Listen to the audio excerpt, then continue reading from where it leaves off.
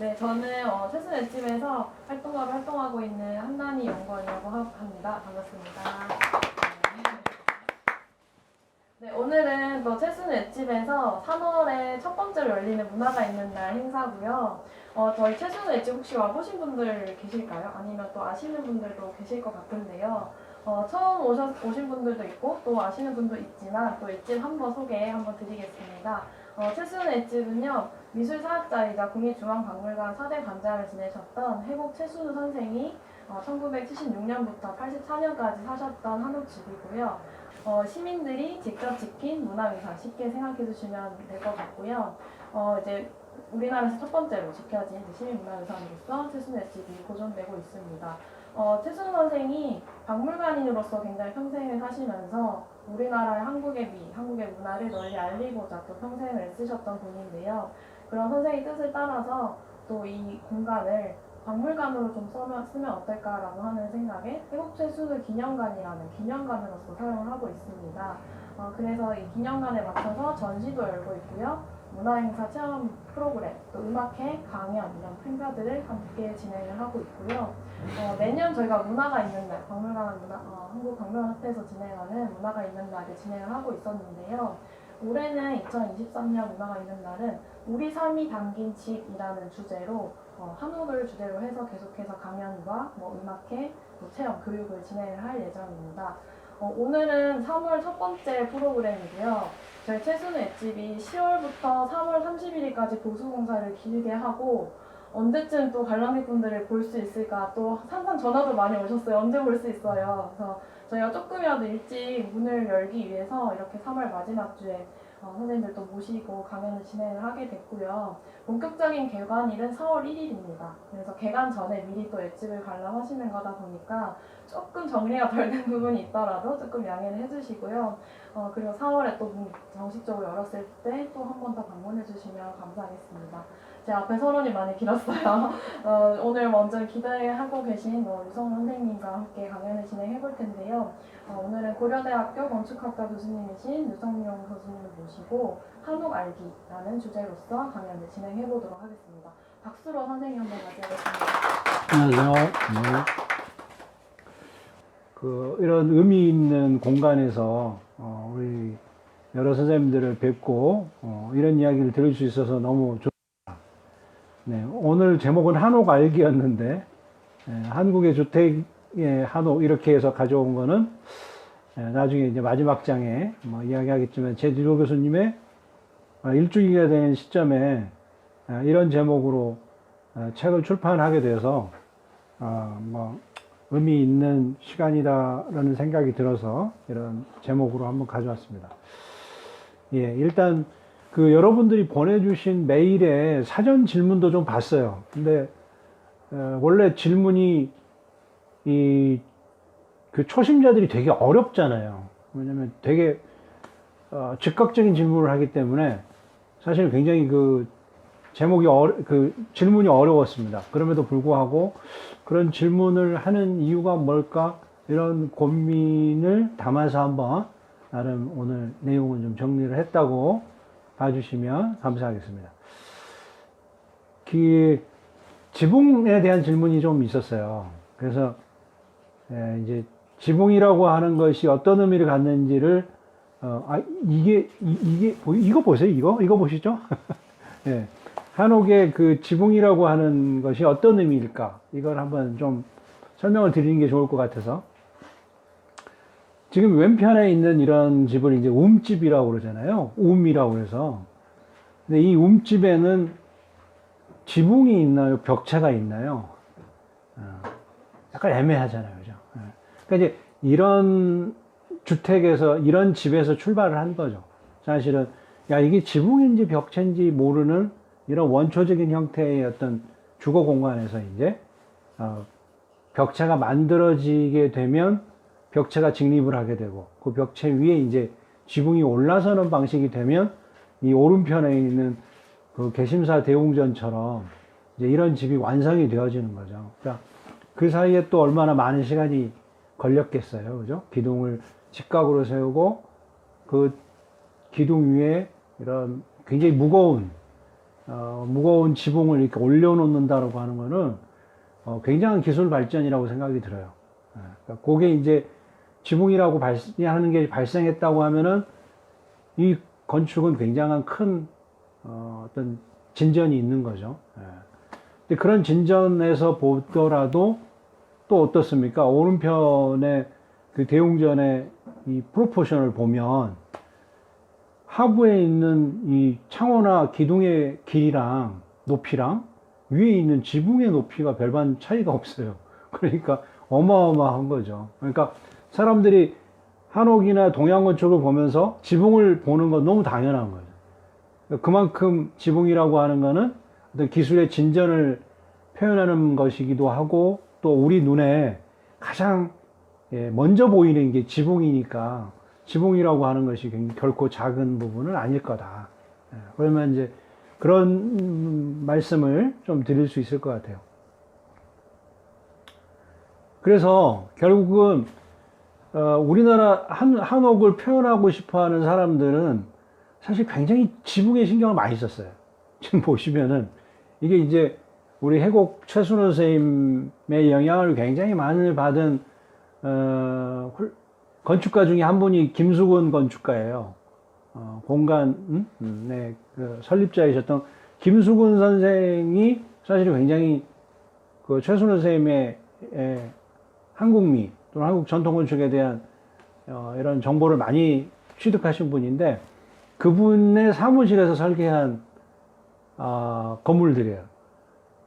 그러니까 굉장히 지붕에 뭔가 지금 임팩트가 있는 거예요, 이분은. 그래서 왼편에 있는 걸 보면 실제로 이제 기와 지붕을 얻는 방식의 층층이 올라가는 이런 스타일의 진주박물관을 설계하기도 했고, 또 오른편에 보면 그거보다는 좀 시간이 지났죠.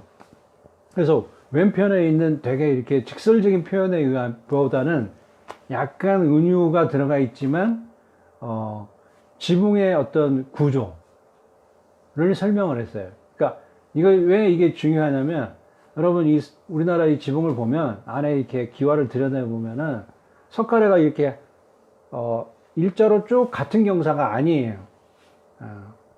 이렇게 위에는 경사가 심하고 아래쪽은 경사가 얕은 방식의 석가래로 구성이 되어 있어요. 그러니까 바로 지금 오른편에 저 지붕은 그런 걸 묘사한 거죠.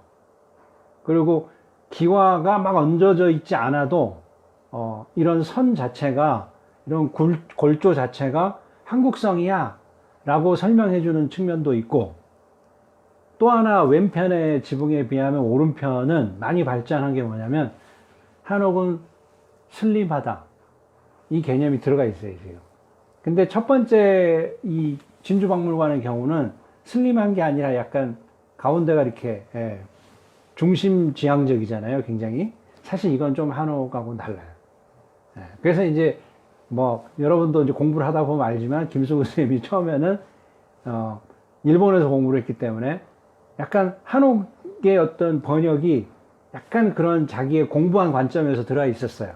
그게 나중에 보면 막 이슈가 되면서 자기가 이제 한옥을 더 제대로 공부해야 되겠구나 해서 해곡 최순호 선생님을 찾아다녔고 그런 분들하고 답사를 하면서 이제 한 10년, 20년 지난 다음에는 이런 어떤 또 나름의 굉장히 독특한 한옥에 대한 뭐 이렇게 번안을 해내는 거, 뭐 이 청주박물관이거든요. 저는 그래서 청주박물관을 굉장히 좋아합니다. 그러니까 지붕이라고 하는 것이 굉장히 이제 중요하다 보니까 지붕의 재료에 따라서도 이렇게 집이 막 다르죠. 근데 이런 이제 우리가 보통 민가, 반가 이렇게 이야기를 하는데 뭐 반가라는 게 이제 양반가잖아요. 그러니까 반가의 경우는 이게 3대, 4대 쭉 그 지속이 되어질 수 있는 구조를 가져야 되기 때문에 좀 지속성이 강한 거라고 보면 민가의 경우는 그때그때 또는 지역성이 굉장히 드러나잖아요. 그러니까 왼편에 있는 초가의 경우는 아마 농사를 많이 짓는 지역에서 나오는 재료인 볏짚을 사용하는 초가일 거고 지금 오른편에 보시는 이거는 너와집이잖아요. 널 만든 거죠. 그러니까 뭐 송목이라든가 비교적 비에 좀 강한 그런 재료인 나무의 판재를 켜서 이렇게 만드는 게 이제 너와집인 거죠. 그러니까 여러분 보면 이것들은 다 가벼워요, 재료가. 그러니까 기와처럼 무거운 거는 크게 문제가 없는데 가벼운 그 재료를 쓰는 경우는 어찌됐든 바람에 날아가지 않도록 굉장히 해줘야 돼요. 그러니까 여기 보면 새끼나 이런 묶어진 것들이 굉장히 많고 너와집의 경우는 나무를 이렇게 걸쳐서 어찌됐든 위에 판목들이 날아가지 않는 구조를 이렇게 만들어내는 이런 이제 형식들이 나오는 거죠. 또는 뭐 굴피집도 있어요, 그죠? 그러니까 여러분 참나무의 이 껍질이 이제 상대적으로 넓게 켜질 수가 있잖아요. 그러니까 그런 것들을 지붕 재료로 이렇게 넓게 만들어서 걸쳐 놓는데 역시 보시면은 저 바람이나 이런 거에 취약하지 않도록 이렇게 부목을 대서 이렇게 묶어 놓는 형식이 이제 발달할 수밖에 없는 거예요. 또 오른편에 이 집은 이제 억새로 만든 거예요, 또. 그러니까 갈대 같은 그런 억새로 만든 또 이런 지붕도 있습니다. 그러니까 재료에 따라서도 굉장히 다양한 한옥들이 존재할 수 있는 거죠. 이제 이거는 재료에 대한 거였고, 이 경우는 이제 지붕의 모습이에요. 지붕이 굉장히 다양한 모습입니다. 이런 이야기를 많이 하시더라고요. 왼편에 있는 제일 좌측에 있는 경우는 수덕사 대웅전이에요. 그러니까 우리나라에서 건축 연대가 굉장히 정확한 건물이에요. 다른 건물들은 사실은 아주 정확하지는 않아요. 근데 이 수덕사 대웅전은 우리나라에서 뭐 현재 남아있는 건물 중에 세 번째로 오래된 건물. 그러니까 수덕사 대웅전인데 이 경우는 맞배 지붕이잖아요. 그러니까 맞배라고 하는 거는 이제 경사가 양쪽만 있는 이런 방식이 이제 맞배 지붕이고, 지금 가운데 보이는 건 뭐 여러분 너무 잘 아시는 숭례문이죠. 숭례문은 이제 우진각 지붕이라고 하잖아요. 그리고 맨 오른쪽에 있는 거는 다 아시죠? 부석사 무량수전, 바로 이 배울림 기둥에 기대어 서서라는 그 장본 건물인 부석사 무량수전입니다. 근데 여기서 부석사 무량수전이 좀 이상하지 않으세요? 야, 이거를 알아볼 정도면 대단한 분입니다, 사실은. 이 부석사 무량수전에 참여가 굉장히 길게 나와 있죠. 그렇게 보이는 이유 중에 하나는 활주를 제가 없앴습니다. 그러니까 활주라고 해서 추녀 밑에 받치는 보조 기둥이 있어요. 제가 그걸 없앴어요. 그래서 여러분이 보시기에 지금 이렇게 추녀가 굉장히 길게 나오는 거로 더 보이시는 겁니다. 근데 이제 제가 활주를 없앤 이유는 원래 고려시대에는 활주가 없었다라고 주장하는 사람이 저예요. 그러니까 이거 이렇게 보면 부석사 무량수전 완전 이거는 그 다른 나라에서 보기 힘든 굉장한 어떤 선을 보여주는 사례예요. 이렇게까지 나갈 수 있는 건물이 없습니다. 그러니까 우리나라에 지금 세계유산으로 산사로 지정되어 있는 그 7개 사찰의 조불전 중에 부석사 무량수전을 보고 감동하지 않는 외국 사람은 본 적이 없어요. 그만큼 굉장히 이 활주를 빼고 나면 선이 더 기가 막히게 나와요. 이거 참고로 말씀드리면 중국 사람들은 별칭을 붙여줘요. 뭐 예를 들면 우진각 지붕이면 오척정이라고 그래요. 척이 척추할 때 척자고, 그러니까 오척 지붕이라는 거지. 그러니까 우진각 지붕은 어때요? 용마루가 하나 있고, 그렇죠. 추녀마루가 4개 있잖아요. 그러니까 더하면 5개예요. 그러니까 5개의 척추를 가진 지붕. 그래서 우티딩이에요. 그러니까 중국 사람답죠. 팔짝 지붕은 그러면 몇이겠어요? 네, 지우예요, 지우. 9. 그죠? 왜냐면, 그렇죠. 하나, 둘, 셋, 넷, 5개가 우진각이고, 추녀가 4개 있으니까 더하면 9개. 그래서 지우티딩 이렇게 이야기해요. 구척장이다. 그러니까 그거는 뭐 그렇게 셀 수도 있겠죠. 그러니까 그런 특징으로 이 지붕을 보셔도 아 그렇구나 이런 차이가 있을 수 있을 것 같아요. 그래서 이제 보시면은 맞배 지붕, 무진각 지붕, 팔짝 지붕 이런 그림이 보이시는 거죠. 그 다음에 이제 그 밑에는 모임 지붕이라고 그래서 이제 꼭지점이 생기는 지붕들. 뭐 그게 이제 삼각형이면 4모고 6모고 8모고 뭐 12모 뭐 그렇게 할 수 있겠죠. 그런 이제 모임 지붕이 있고 오른편에 있는 지붕들은 조금 이제 다양한 지붕들이 되는 겁니다. 그러니까 뭐 소슬 지붕 이건 아시겠잖아요, 그죠? 소슬 지붕.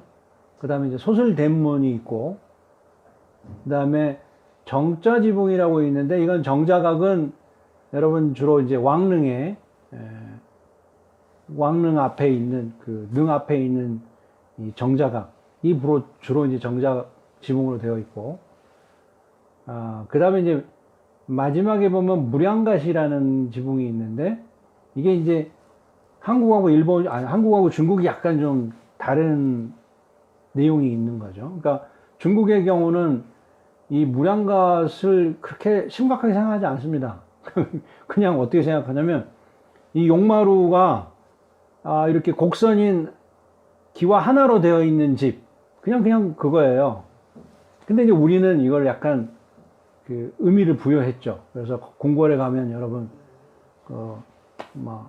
뭡니까 이 침전 왕의 침전에 보면 이제 이렇게 위에 고관을 써서 용마루를 조성한 건물들이 있고 그걸 이제 마치 임금님이 처소기 때문에 용이 둘 있으면 안 된다 뭐 이런 뭐 해석도 하기도 하고, 근데 절대 그거는 우리식의 해석이고 중국의 경우는 그냥 상관없어요.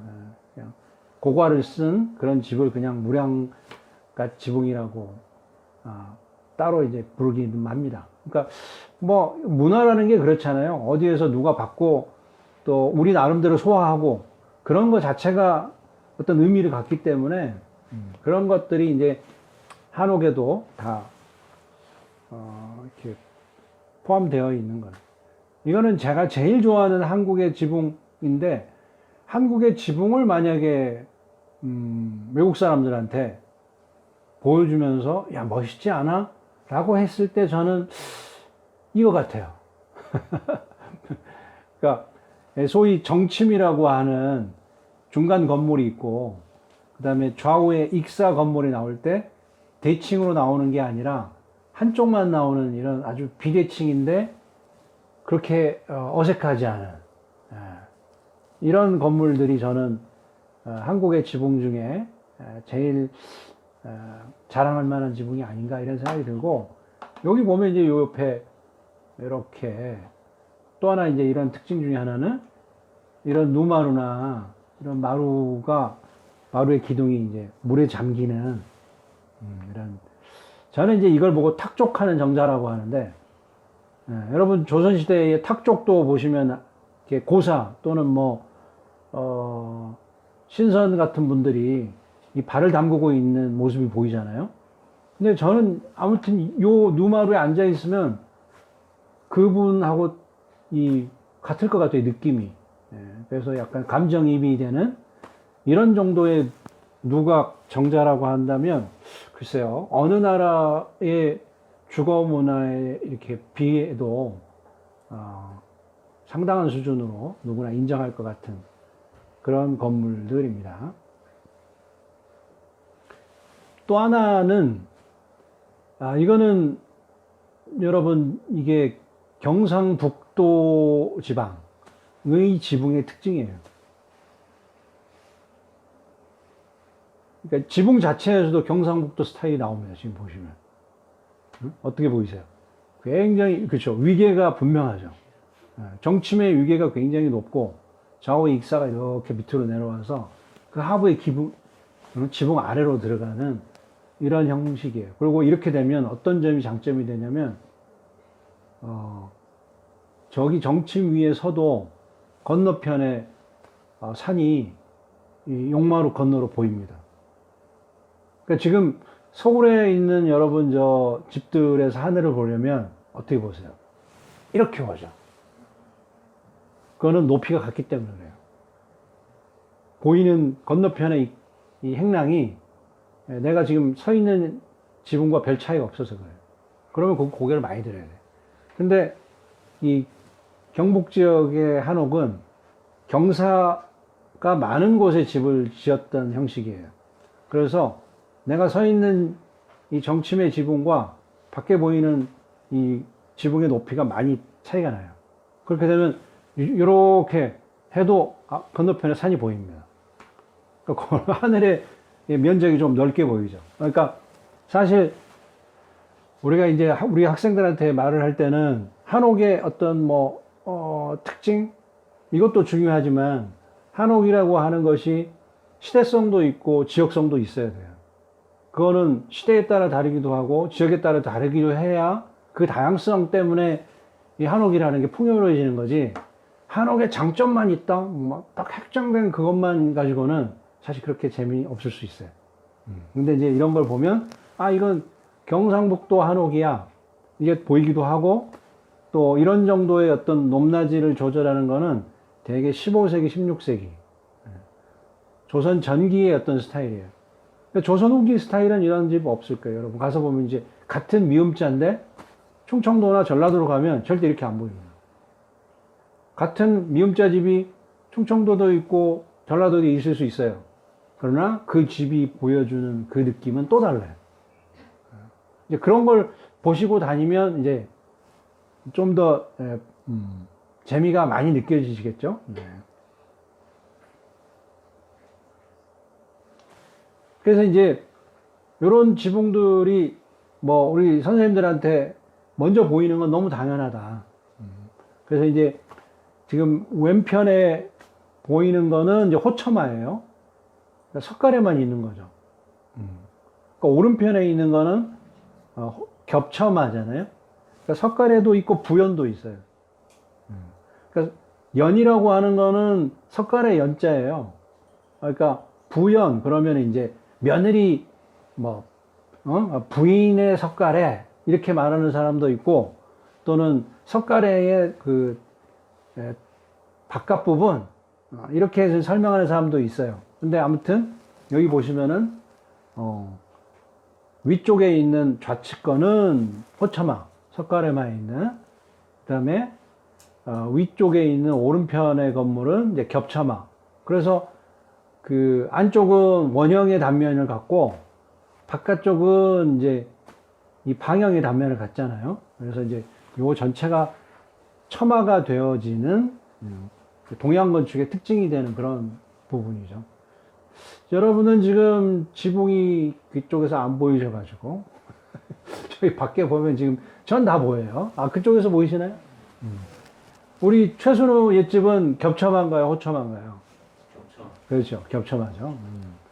근데 또 이제 어떤 점도 있냐면 다 겹처마라고 해서 다 겹처마가 아닌 경우도 있어요.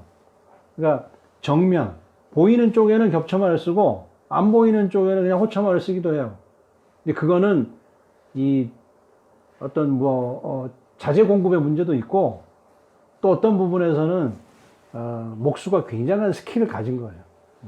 오히려. 그러니까 균형 잡게 일을 하는 거는 오히려 쉬워요. 사실은. 근데 균형이 안 맞는데 오래 가도록 버티는 건 능력이에요. 사실. 오히려. 그러지 않겠어요? 그게 바로 이제 한옥의 묘미 중에 하나인데. 그 다음에 이제 바로 밑에 하단에 있는 거는 호처마에서는 이 가로 45도 방향이 오는 걸 보고 우리가 추녀라고 하죠. 그래서 추녀가 있는 호처마의 경우가 하단의 좌측에 있는 사진이고, 그러니까 우측에 있는 하단에 있는 사진은 겹처마의 경우에는 추녀 바깥으로 사례라고 하는 부재가 더 나와요. 그러니까 추녀하고 사례가 지금 45도로 가는 거고 거기에 대응해서 석가래하고 부연이 걸리는 이런 집인 거죠. 그러니까 이 사진만 보셔도 이 추녀하고 사례가 동시에 있는 이 겹쳐마의 모서리를 보면 너무 화려하잖아요. 이게 어디 일반 민가에서 가능하겠어요? 그러니까 이제 누가 또 질문하셨던데 바로 이런 부분들이 이제 일반 민가와 궁궐의 차이를 보여주는 거예요. 그러면 이제 궁궐이라고 하는 거는 이런 위계가 높은 집이 지어지는 거고 상대적으로 위계가 좀 낮은 경우가 이제 일반 주택의 경우에 사용되는 내용들인 거죠. 이해되시죠? 자, 그래서 이제 이 지붕을 보면 이거 한번 내가 퀴즈를 내볼 거야, 여러분들한테. 아마 틀린 사람 한 명도 없을 것 같아, 내가 보기엔. 자, 여기는 한국, 중국, 일본입니다. 그러면 어디가 한국이고, 어디가 중국이고, 어디가 일본이고 다 알 수 있어요. 그러니까 외국의 서양 사람들이 보면 다 똑같은 지붕인데 우리는 다 알잖아요, 그죠? 이렇습니다, 진짜로 이거. 그래서 왼편에 있는 게 부석사 무량수전, 가운데 있는 게 중국의 이제 자금성, 그리고 오른편에 있는 게 일본의 이제 니조성. 예. 이게 보시면은 느낌이 딱 오시죠. 곡선을 정말 좋아하는 나라가 한국 사람인 거죠, 지금 보시면. 그러니까 뭐 우리가 어렸을 때 배운 뭐 버선코 무슨 뭐 이런 얘기 다 했을 때 사실 그게 부석사 무량수전인 거고. 중국의 경우는 용마루는 직선인데 아래는 곡선이에요. 예. 그걸 보이시죠? 일본은 어떠세요? 다 직선이야. 그러니까 이게 약간 민족성을 보여줘요. 예. 뭐 너무 분명하죠. 그러니까 이건 뭐 다 알 것 같아요. 바로 이런 차이들을 갖고 있습니다. 그리고 이제 한옥에는 이런 그 어떤 의미 부여하는 내용들이 들어가 있죠. 그래서 이런 담에 또는 이렇게 화초장이라고 하기도 하고 또 방화장이라도 하긴 하는데 이런 곳에 이제 이 소위 벽돌 같은 부재를 써서 이렇게 글자 모양을 만들어내죠.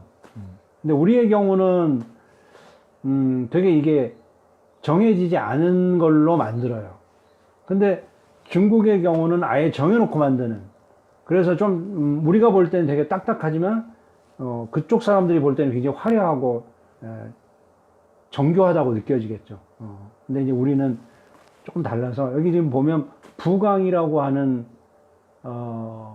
글자가 운현궁의 누마루 밑에 있는 하부에 그 일종의 길상문자를 이렇게 번화를 해서 이제 보여주고 있는 거죠. 그 다음에 여기는 낙강이라고 하는 우리 경복궁의 자경전 담에 이제 이런.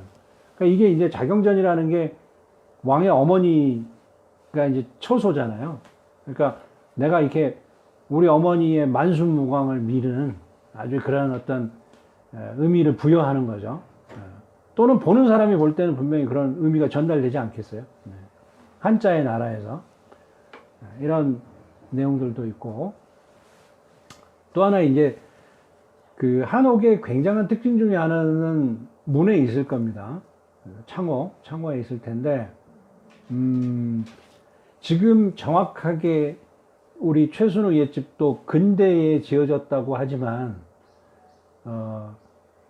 그 전통의 어떤 요소를 많이 간직하고 있는 거라고 볼 수 있는 것이 뭐가 있을까요, 여러분? 미닫이에요, 미닫이. 그러니까 여러분 이렇게 우리는 지금 현대건축을 살면서 주로 미석이라고 하는 형식의 문이에요. 그러니까 문을 열고 닫는 문들이 다 보이는 구조죠. 근데 여기서 보시면 어때요? 이게 두껍다지라고 하는 건데 두껍다지라고 하는 건데 맹장지라고 하기도 하고, 그러니까 싸 바르는 거죠. 아예 우리가 보여지는 이 포켓도어 형식이잖아요. 포켓의 이 겉면을 한지로 다 싸 바르는 거예요. 그러니까 가운데 저렇게 열리는 미석이 문이 안으로 들어가서 이렇게 다 들어가서 보이지 않는 방식의 문, 이걸 미닫이라고 하는데, 그러니까 자꾸 현대건축의 한옥하고 틀려 보이는 거예요. 응? 여러분, 지금 여러분한테 한옥 지으라고 하면 절대 한지 많이 쓰는 집 안 씁니다. 그죠? 다 나무 나이테가 보이는 집을 선호하실 거예요. 그러니까 굉장히 원목 느낌이에요. 그러니까 지금 우리가 보면 대청과 같은 곳이 방도 다 그렇게 돼 있어요. 지금 현대사인들이 짓는 한옥의 경우는. 그러나 과거에 있는 우리 전통의 어떤 방식은 이런 외기에서 우리가 찬바람을 막는 방식을 한지를 써서 막은 거죠. 그래서 한지 내부가 다 한지 위주예요. 원래 방식은. 근데 지금은 어때요? 냉난방이 굉장히 잘 되는 설비 속에서 우리가 살고 있잖아요. 그러니까 굳이 한지를 그렇게 많이 쓰지 않아도 된다는 생각을 하는 거예요. 그러니까 여러분들이 지금 가서 보시는 일반 우리 현대의 지금 한옥들 가서 보시면 굉장히 나무가 많이 보이는 그런 방식이에요. 그러니까 그거 하나만으로도 큰 차이가 여러분 분명히 있을 거예요. 바로 그거는 이제 외기하고 면하는 부분을 이제 우리는 지금 공기 차단을 예전에는 한지로 했던 거예요.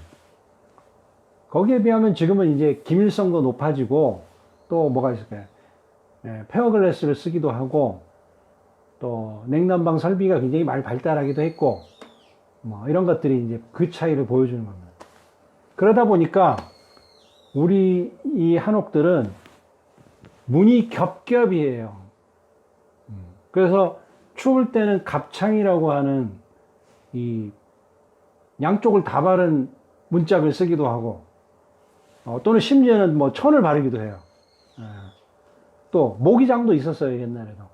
그러니까 통풍을 하되 벌레가 못 들어오게 하기 위해서 이제 사창이라고 하는 이런 우리 삼배 같은 거 글쎄 비단까지는 모르겠는데 하여튼 삼배나 이런 통풍이 되는 이런 방식의 재질을 써서 벌레를 막기도 해요. 그러니까 그래서 여러분 지금의 한옥들은 기둥이 노출되는 스타일이에요. 그죠?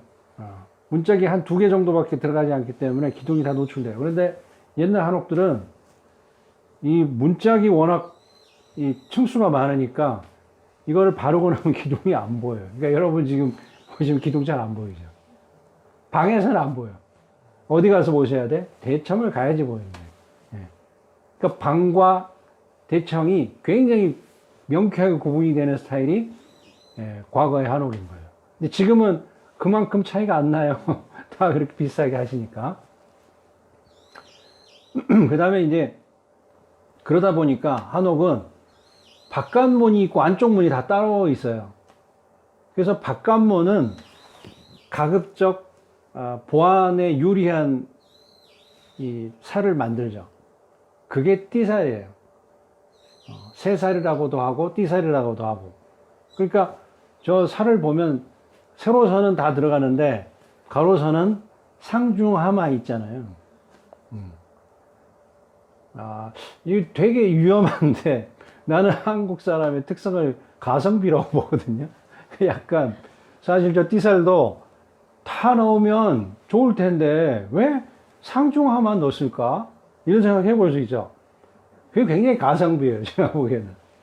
그러니까 위 가운데 중간 정도가 굉장히 보안에 중요한 부분이죠. 나머지 부분까지 다 하게 되면 채광에 불리해요. 오히려. 그리고 자재도 많이 들 거고. 그러니까 한국의 전통문에 저런 띠살이 된 거는 상당 부분 나는 한국성이 들어가 있다. 그것만 가지고도 그런 생각이 들어요. 그거 바로 띠살이고 새살이에요. 그런데 이거는 이제 바깥문이고 안쪽 문은 그렇게 하면 안 되잖아요. 그래서 안쪽 문은 여기 오른편에 보이는 것처럼 이렇게 살의 너비가 넓어요. 왜? 이건 채광에 유리해야 되니까. 이거는 보안보다는 채광이 더 중요하죠. 그래서 살이 이렇게 성글게 되는데 이 성글게 될 때 이 여러분 오른편에 있는 무늬는 약간 대나무 광줄이 짜는 느낌이잖아요. 그래서 숫대살. 대살이에요. 대나무로 만든 살이에요. 숫대살이라고 그래. 그래서 이 숫대살은 숫이 들어갔잖아요. 그러니까 이거는 가급적 사랑채 쪽에 쓴다. 꼭 그런 건 아닌데 이제 그렇게 이야기를 해볼 수 있는 거죠. 그러면 안채는 뭘 써야 돼? 할 때 이제 아자사를 써요. 여기 다음에 쓰잖아요. 이런 문. 확실히 보면 아자살은 조금 더 여성스럽긴 하잖아요. 그 아자가 이제 버금 아자기도 하지만 아름다운 아자로 읽기도 하거든요. 이제 그런 문은 아무래도 안채 쓴다. 뭐 이런 이제 내용들이 들어가고, 그러니까 이 비교적 그 경제력이 있는 집안의 문들은 그야말로 화려해지죠. 많은 이 장식을 할 수 있고 의미를 부여할 수 있으니까. 그래서 지금 보시면은 아자사, 숫대사를 제외한 아주 일반적인 거를 우리는 용자사라고 해요. 쓸 용자. 그 대부분 쓸 용자, 이렇게, 이것도 용자예요. 물론 이게 이제 한 칸 더 적어야지 용자지만, 여기도 그것도 이제, 거기서 출발한 거니까, 용자사를 많이 씁니다. 지금 보이시는 그 좌측 하단에 있는 문 중에 조금 색이 바랜 문이 있잖아요. 이게 갑창이에요. 그러니까 저걸 안에 밖에 덮으면 정말 깜깜하겠죠. 그러니까 그거는 추위를 막는 방한 문인 거예요. 그러니까 여름에는 떼지 않겠어요? 그러면 굳이 이런 문이 이렇게 겹겹이 들어간다고 생각하시면 문의 폭이 얼마나 두껍겠습니까? 그죠? 또 오른편에 있는 건 이제 바로 그 사창인 건데, 예. 이게 이제 보면 바깥이 다 보이죠. 그러니까 이거는 실루엣이 다 노출되는 이런 형식의 아주 고급스러운 그런 창들도 있는 거예요. 실제로 한옥을 지을 때 정말 돈이 많이 드는 부분이 문짝이에요. 문짝. 그래서 실제로 짓는 분들이 문짝을 굉장히 싫어합니다. 문 없이 하면 안 되나요? 문 한 짝당 짝으로 받지 누가 그걸 뭐 이렇게 달려봤지 않으니까 한 짝이 얼마예요? 한 짝이 이런 큰 문들은 수십만 원이에요. 그 하나 짤 때마다 막 몇십만 원씩 들어가면 네 짝이면 곱하기 네 사해야 되고, 더군다나 한옥은 막 앞뒤로 다 문이 있잖아요. 그러니까 굉장히 그게 불편하세요. 오히려 기둥 세우고 대들보 세우는 건 그렇게 많이 안 듭니다. 사실은. 그 창호를 해결하는 게 굉장히 중요한 거죠. 진짜 이건 뭐 저는 이렇게 봅니다. 이게 몬드리안이 혹시 이걸 훔쳐보고 가지 않았을까? 그런 느낌이 들지 않으세요? 이 정말 다양한 사각형과 이런 뭐 면 어떤 분할 이런 선 이런 것들이 너무 아무렇지 않게 되어 있는데 이게 어색하지 않다는 거죠, 이게. 그리고 심지어는 기둥의 높이도 달라요. 이게 진짜 그 한옥입니다, 사실은. 지금은 이렇게 지으라고 하면 목술 도망갑니다. 왜냐면 이런 높이가 다른 한다고요? 이거는 정말 너무 일이 많아지는 거예요. 그러니까 이런 어떤 정성을 기울였기 때문에 우리가 뭐 하회마을이든 양동마을이든 가면 수백 년을 그 집들이 버티고 있는 거는 그만한 정성과 기술이 들어가 있기 때문에 그런 거죠, 사실은. 뭐 심지어는 오른편에 있는 이런 살창조차도 이게 이제 부엌에 있는 문이잖아요. 이 살창은 통풍도 돼야 되고 채광도 돼야 되는 거예요. 근데 당시에 무슨 유리문이 있는 것도 아니잖아요. 그러니까 어떻게 하면 바람도 잘 통하고 빛도 많이 들어오게 할까? 그 아이디어를 나무에서 해결한 거잖아요. 그러니까 나무 선을 한번 봐보세요. 이런 그 어떤 공예가 들어가 있는데 이게 그냥 우리가 밋밋하게 하는 그런 나무 그냥 위아래 끼운 그런 문하고는 차원이 다르죠. 근데 지금도 이래야 된다면 못하겠죠. 그건 또 다른 문제예요. 제가 볼 때. 그냥 이게 아름다운 건 분명한데 지금도 이렇게 해야 된다? 또 그건 또 다른 문제이기 때문에 그거는 뭐 자, 그리고 이제 지금까지 겉모습을 보셨어요. 이제 겉모습을 보셨는데 그럼 안쪽은 어떻게 생겼냐?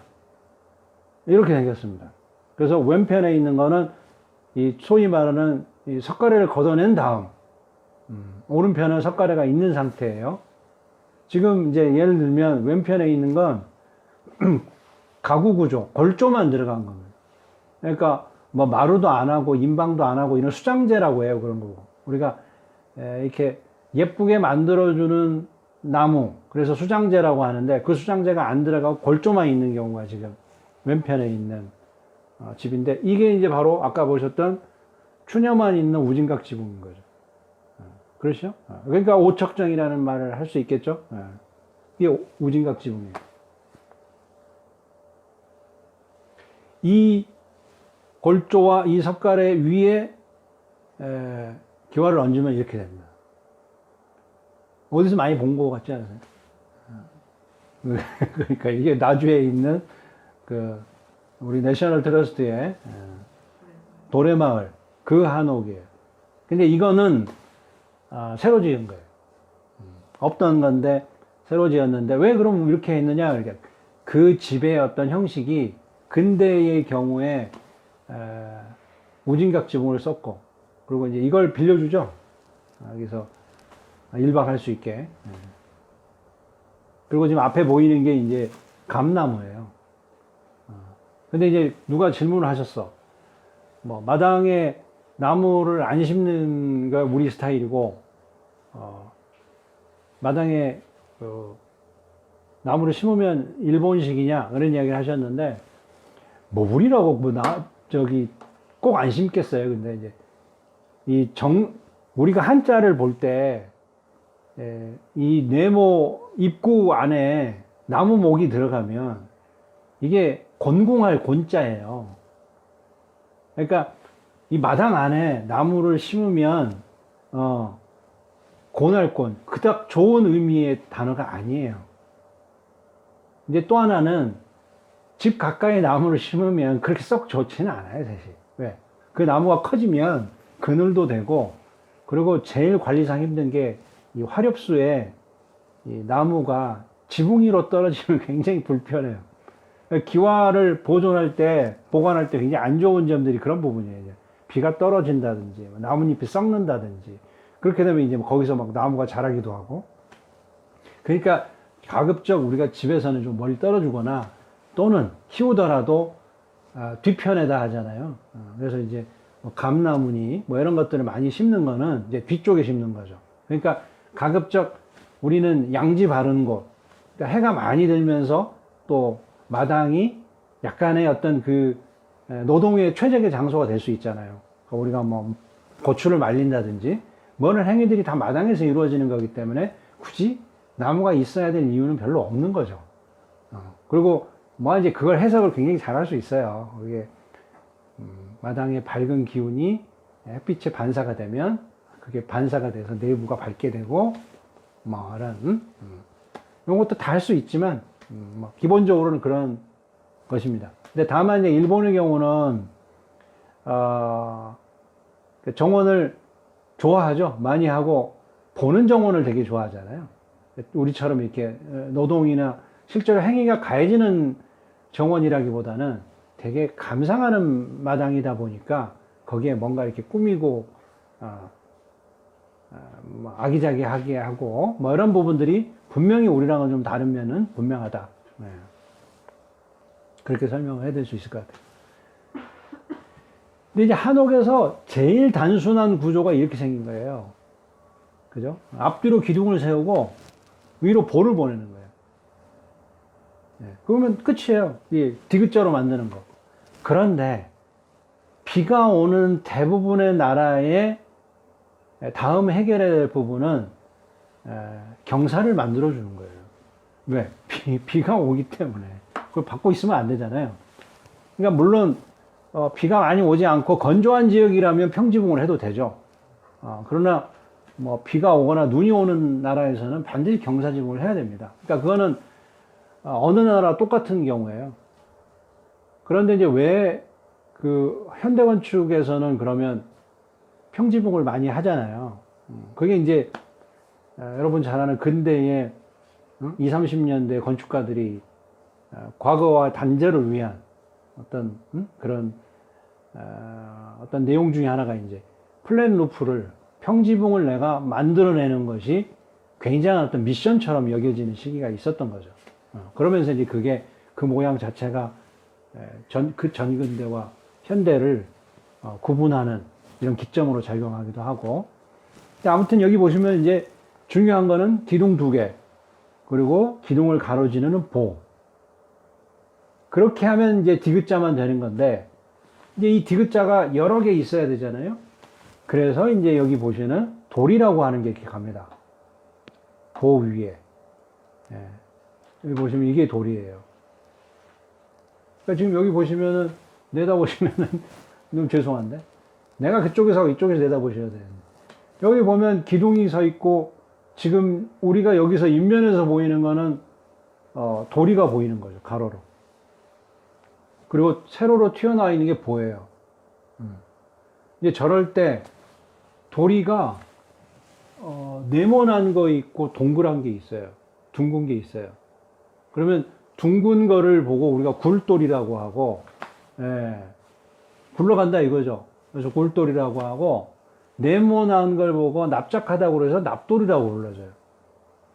근데 여러분이 공부를 굳이 안 했어도 납돌이가 더 높아 보이세요? 굴돌이가 더 높아 보이세요? 그렇죠. 둥글게 더 공임이 많이 될 거 아니에요. 둥글게 만들려면. 그래서 굴돌이가 더 위계가 높다. 그런 이야기도 해주고, 실제로 건물의 높이도 굴돌이가 좀 더 높아져요. 납돌이보다는. 그래서 이런 아주 일반적인 삼량이다, 이런 경우는 굴돌이를 거의 안 써요. 이때는 거의 납돌이를 써요. 그리고 대공이 들어가고 이 석가래가 앞뒤로만 있는 거죠, 이제. 왜냐면 이건 길이가, 건물 길이가 그렇게 크지 않기 때문에 이건 뭐 석가래 하나로 충분히 가능합니다. 여러분은 이럴 때 기둥, 이 두 개의 기둥 사이의 간격이 얼마쯤 돼 보이세요? 이게 기본이에요, 사실은. 한옥의 기본. 그 옆에 그 한 칸이 3m? 3m 좀 안 되죠. 2.4m. 왜냐면 8자. 한옥을 지을 때 그냥 8자라고 생각하시면 기본이에요. 근데 우리가 30cm 정도 보잖아요. 원래 이제 조선시대 때는 31cm 정도였어요. 근데 이제 지금은 이제 일제 때 쓰던 그 기준으로 30.3을 쓰다 보니까 조금 짧아졌는데, 어찌됐든 310 곱하기 8을 하면 거의 2.4 얼마 되죠. 그러니까 그게 이제 8자라고 하는 것이 하나의 단위예요. 여러분, 여기서 또 퀴즈. 우리 학생들은 이거 되게 싫어해. 퀴즈 많이 내면. 졸기도 힘들고, 뭔가 이렇게 교수님한테 어필을 해야 되잖아. 계속 하면 좋겠는데. 여러분 혹시 숭례문에 홍해 아치, 숭례문 센터에 가면 여러분 지나가고 보셨어요? 그 가운데 있는 홍해의 폭이 얼마인지 아세요? 그 생각해 보신 적 있어요? 가운데 폭, 지나가는 이.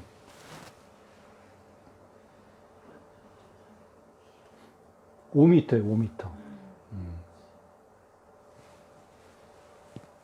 이쯤에서 물어보셔야 되는데, 야, 조선초에 무슨 미터를 썼다고요? 안 썼죠, 당연히. 그러니까 지금 재니까 5m인 거지. 그러면 원래는 몇 자였냐면 16자예요. 16자. 왜 16자냐? 수레바퀴가 간격이 8자예요. 응? 그러면 지나가고 이렇게, 그 조금 더 여유를 줘야지, 사실은. 근데 이제 뭐 수레 2대가 지금처럼 운전하는데 그런 타이밍이 없으니까, 그때는. 그러니까 그게 그만큼 상징인 거죠. 폭이라고 하는 거예요, 상징. 그게 수레가 바퀴에서 바퀴까지 한 궤, 그걸 궤라고 하는데, 그 1궤가 8자다라고 하는 개념이 있어요. 그래서 2궤, 2궤가 되면 숭례문의 홍해 폭이 나오는 거예요. 이게 다 옛날에도 다 원칙이 있습니다. 그러니까 어느 날 갑자기 그냥 야 한번 해 이게 아니고 사실은 우리가 몰라서 그렇고 안 들여다봐서 그런 거죠. 그러니까 왜 이 이야기를 굳이 드리냐? 바로 2.4라는 게 그렇게 중요한 숫자다. 8자가. 그러니까 한옥도 대부분 기둥의 간격은 8자 정도로 보시면 돼요. 좋은 집은. 물론 이제 더 민간은 7자도 있고 6자도 있고 그래요. 뭐 더 큰 궁궐은 10자도 있고. 근데 그 기준을 여러분들이 딱 8자 정도로 보시면 적당히 틀리진 않는다. 그 말씀입니다. 자, 여기서 보면 이것도 재밌는데, 이건 그래서 삼량집이라고 그래요. 삼량. 이것도 한국 사람 스타일이야. 한국 사람들은 전체를 좋아해. 전체의 어떤 윤곽을 좋아해요. 중국 사람들은 굉장히 새는 걸 좋아해요. 이거는 중국의 경우라고 한다면, 이연가라고 할 거예요. 그 연자가 석가래예요. 그러니까 석가래가 앞 뒤로 올렸으니까 이연이라는 거예요. 규모가. 근데 한국 사람은 그렇게 안 보고 도리 개수로 봐요. 하나, 둘, 셋. 도리가 종도리, 주심도리 이렇게 세 개 간다고 해서 삼량이라고 해요. 야, 그러면 량이 대들보량인데 이거 왜 삼량이라고 써? 그래야 되잖아요. 근데 내가 해석한 바에 하면 도리 세 개가 걸쳐지는 보의 길이. 그 정도가 제일 적합한 해석 같아. 이것도 누구도 가르쳐 주지 않았어요. 제가 혼자 생각한 거예요, 그냥. 뭐 썰은 여러 가지 있을 수 있으니까. 제 설은 그래요. 그래서 이건 삼량가라고 불러요. 그러면 이 집은 몇 량가예요? 밑에 써놨죠. 그래서 하나, 둘, 그리고 셋, 네 개예요. 사량집이에요. 근데 이거는 사실 좋은 집은 아니에요. 썩 좋은 상황은 아니에요. 왜냐면, 그렇죠. 위에가 이렇게 다 이렇게 눌릴 텐데, 흘러내리도록 만들어야 되는데, 그러나 기와를 그렇게 만들긴 해요. 근데 기와조차도 처지죠, 당연히. 요 사량집이 있어요. 그런데 이제 한국을 대표하는 건 뭐냐? 그러면 오량집이에요. 여러분이 한옥을 어디 가서 이제 하나 짓고 싶어. 그러면 오량집이에요. 90% 이상. 왜냐면 여기에 가장 최적화되어 있어요. 우리 한옥은.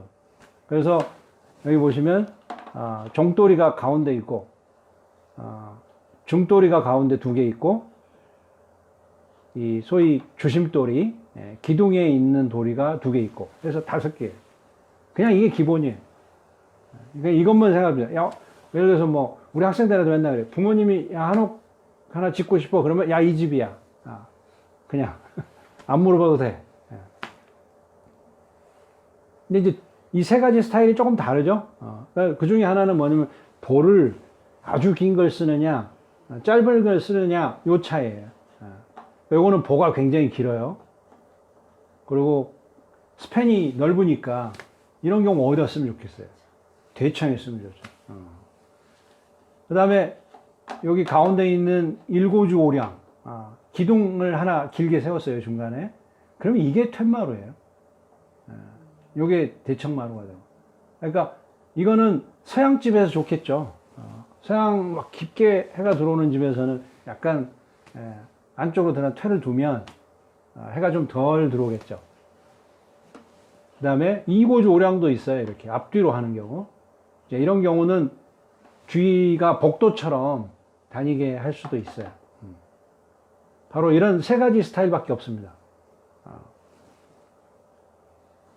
그래서 여기 보면 이제 대청에 쓰인 오량집이 이렇게 생긴 모양입니다.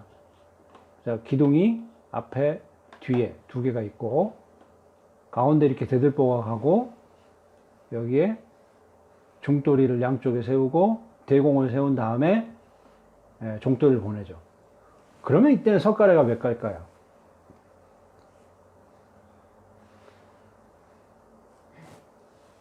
석가래가 4개죠. 보시면 하나, 둘, 셋, 넷. 그 중국 사람들 이거 보고 사연가 이렇게 이야기해요.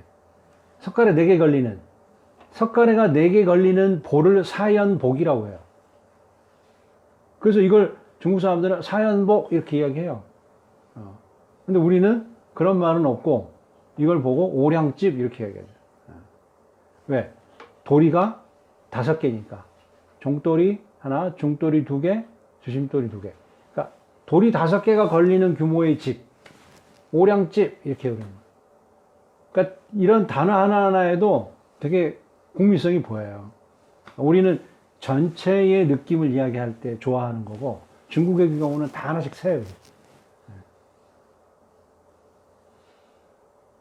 그래서 여기 보면 이제 오량집 보이시죠?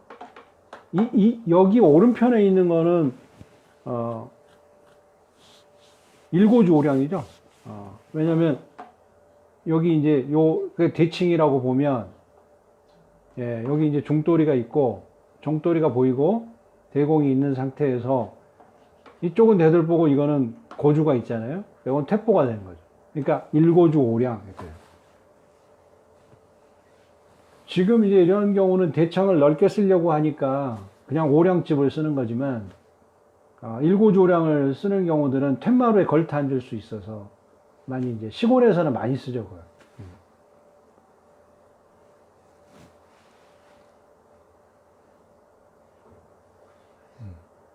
그래서 이제 보통 우리가 석가래를 부를 때 이쪽은 짧아요.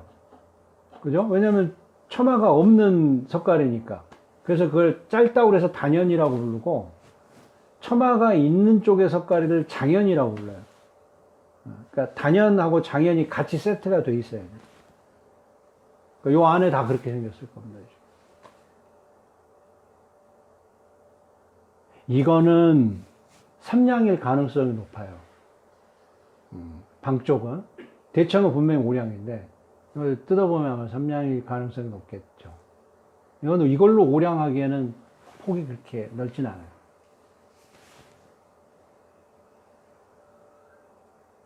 우리는 예를 들어서 이게 문짝의 폭도 다 이게 모듈이에요. 잘 생각해보면.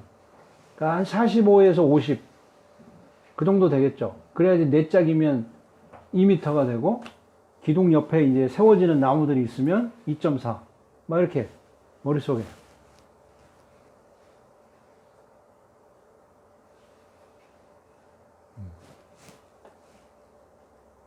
자, 이게 이제 바로 일고주 오량입니다.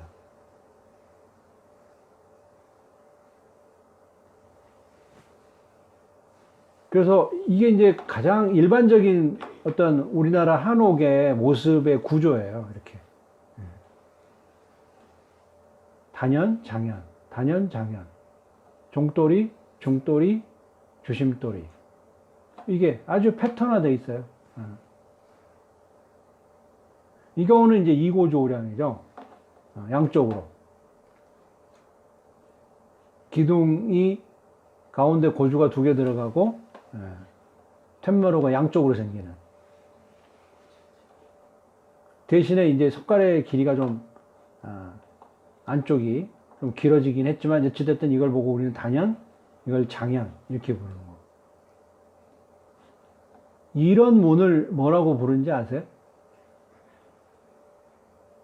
이 지극히 한국적인 문이에요, 이것도. 전 세계에 다 자랑할 만한 문이에요. 불발기라고 그래요, 불발기. 불발기. 나중에 나오려나? 그거 안 들어가 있나? 엄청 많은 거 언제 다 하죠, 이거? 큰일 났네. 아, 이거 나오네, 여기. 요거. 가운데만 살이 남고 위아래로는 한지가 발라져 있잖아요.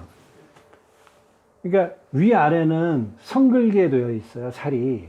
그러니까 이게 만약에 어두운 때 안쪽에서 불을 켜면 가운데만 보여요. 위아래는 이렇게 빛이 통과해서 보이고. 그러니까 가운데 살만 도드라지게 보이는 거예요. 그러니까 이게 얼마나 럭셔리한 분입니까? 저 이제 여기 마루에 앉아가지고 안쪽에 불 켜놓고 마루에 앉아있으면 이게 아주, 풍류가 느껴지죠. 그러니까 이게 우리는 중국과 달리 신발을 벗고 방에서 생활하잖아요. 그러니까 이게 가능한 거예요. 근데 중국의 경우는 신발을 신고 다니는데 굳이 저럴 이유가 없잖아요. 그러니까 저런 모양이 나와도 그냥 외기를 막는 역할도 하지만 채광도 굉장히 유용하잖아요. 또 뭐가 있냐면 살을 버텨주는 역할도 해요. 그러니까 장력이 있어. 이해되죠? 그러니까 풀 발라서 팽팽하게 해놨으니까 이게 딱 고정이 되는 거잖아요. 그러니까 한지라는 게 우리의 삶에는 굉장히 유효한 내용이었던 거죠. 근데 그런 한지를 만약에 투과용으로 썼다고 하면 가운데 보면 보일 텐데, 아까 그 팔각형만 6, 8장이 간다고 생각해 보세요. 야, 아주 무슨, 그렇지 않겠어요? 근데 그런 걸 보여주는 그런 장치는 별로 없어. 어디 가서 밤에 가서 볼 수도 없고, 첫째. 또 안까지 들어가는 걸 무조건 막아. 그런데 무슨 우리 문화가 제대로 보이겠어요. 그러니까 그런 부분이 좀 아쉬운 부분. 이게 불발기예요. 네. 빨리 가야 되겠네. 이거. 그래서 이제 오량. 이것만 하시면 돼요. 오량. 칠량은 필요 없습니다. 칠량은 저는 대궐이에요. 대궐. 칠량은 안 하겠습니다. 여러분 이거 보면 고려시대와 조선시대를 내가 바꿔놔 이렇게 해놨어요. 차이가 보이세요? 답을 드리면 고려는 춘혈을 많이 안 써요. 조선시대는 춘혈을 굉장히 많이 써요. 춘혈의 향연이 고려 조선시대. 특히나 어디서? 사랑채에서. 그러니까 이게 이제 조선이라는 나라가 남성을 굉장히 우선시하다 보니까 사랑채가 굉장히 럭셔리한 주택이에요. 안채는 완전히 무슨 구석탱이 그냥 시커먼데 사랑채는 막 들고 날고 난리가 나요. 근데 고려시대는 안 그랬어요, 사실은. 그래서 여기 앞에 있는 게 보면 임진왜란 이전의 건물들은 춘향가 잘 없어요. 근데 임난 이후가 되면 남성 공간에 춘향을 쓰기 시작해요. 굉장히 많이 써요. 물론 그 전에 아예 안 썼느냐 그건 아닌데 같은 주택에서도 안채는 안 쓰는 거를 꼭 사랑채에서는 춘향을 써요. 그러니까 겉으로 이렇게 보여지는 게 굉장히 중요한 거죠. 그러면서 이런 비정형의 건물이 나와요. 과거에는 되게 좌우 대칭이 많죠. 근데 요 이후로 보면 좌우 대칭이 깨지는 건물들이 굉장히 많이 나와요. 임난 이후에. 이제 그 모양을 이렇게 만들어 놓은 건데, 이런 어떤 변화가 한 동네에서 보이는 게 어디예요? 그게 양동마을이에요. 그러니까 양동마을은 우리나라 마을로 보면 진짜 국보급인 거예요. 물론 그래서 세계유산이죠. 물론. 그리고 이제 18세기가 되면 보시면 이제 추녀가 막 들어가죠. 이렇게. 그러나 여기 보면 이거는 언제 거 같이 보이세요? 고려처럼 보이죠. 그거 안채예요, 안채. 안채는 똑같아.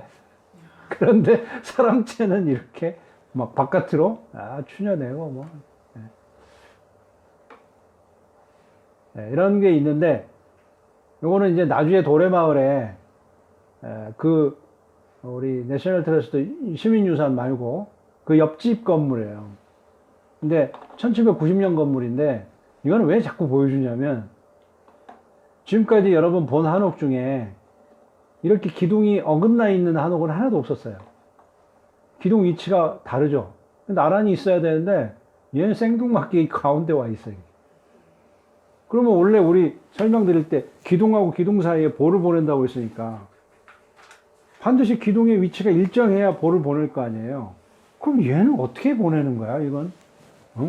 얘는 어떻게 하는 거야? 이제 바로 그 부분에 집중을 한 거예요. 그래서 보시면은 이렇게 생겼어요. 다른 데는 기둥하고 기둥이 서니까 이렇게 일직선으로 보낼 수 있잖아요. 근데 여기는 기둥이 없잖아요, 뒤에가. 여기만 있고 밖에가 없으니까 기둥 위에 있는 도리 위에 이렇게 흰 나무를 쓱하니 보냈어요. 그러니까 그럴 수도 있지. 그렇게 생각할 수 있지만 저는 그렇게 생각이 안 들어. 야, 이 목수는 진짜 고민한 거예요, 내가 보기에. 왜 고민을 했을까 생각해 보니까 만약에 기둥을 여기다 똑같이 세우잖아요. 그러면 한 칸 반이야. 이 집은 대청이.